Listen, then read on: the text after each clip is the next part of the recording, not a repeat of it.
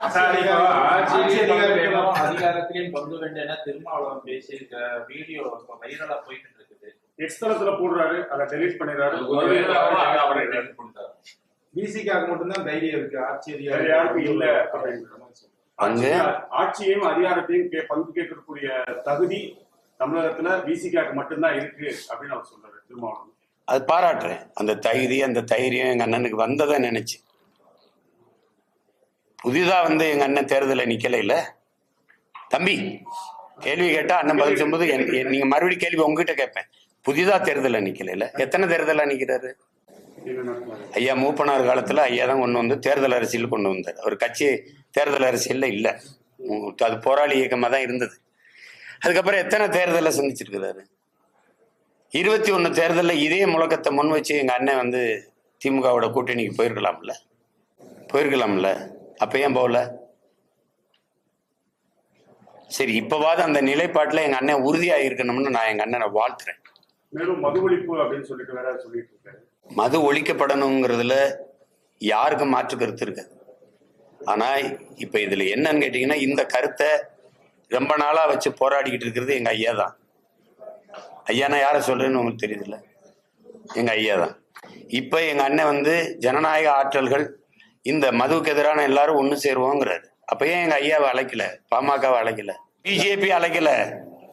அது மதவாதம்ங்கிறோம். திமுக மதுவாதம் தானே. மதவாதத்துக்கு இணையான கொடுமை மதுவாதமும். அவன் சத்தம் போட்டு அடிச்சு கொள்வான், இவன் சத்தம் இல்லாம குடிக்க வச்சு கொள்வான். 2 பேரும் கொள்வான். உங்களுக்கு புரியுதுன்னு நினைக்கிறேன்.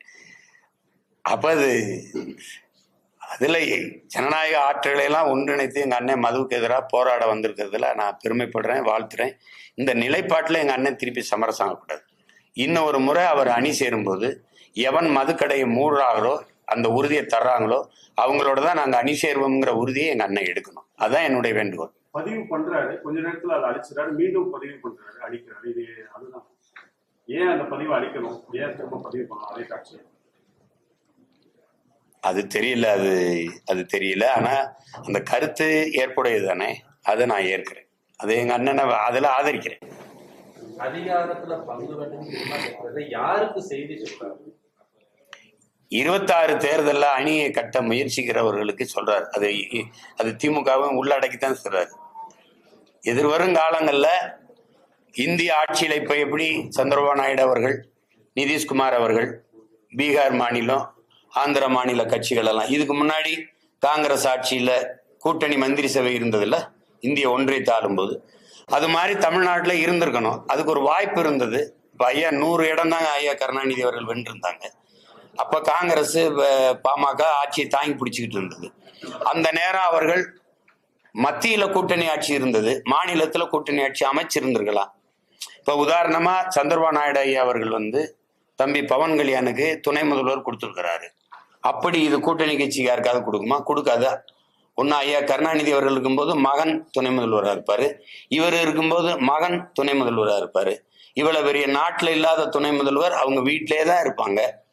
அதை தான் அண்ணன் எடுத்து கேள்வி கேட்கிறாரு.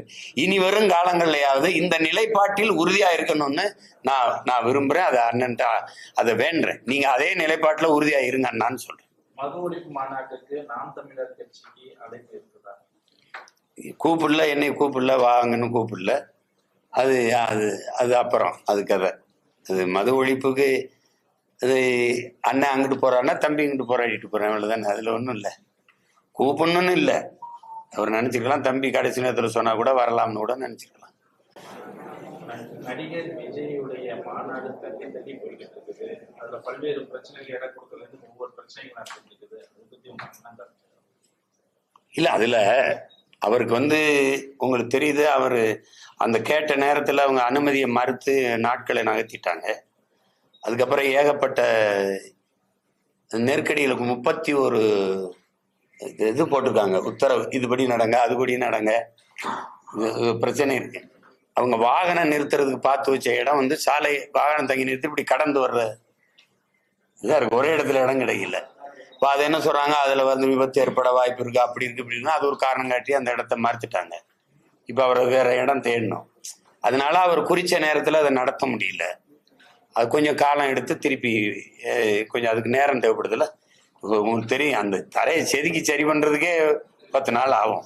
அதனால அது என்ன செய்யறது, இந்த மாதிரி வரும்போது அந்த நெருக்கடிகளை அதிகாரத்தில் இருக்கிறவங்க தர்றது வாடிக்கையா இருக்கு.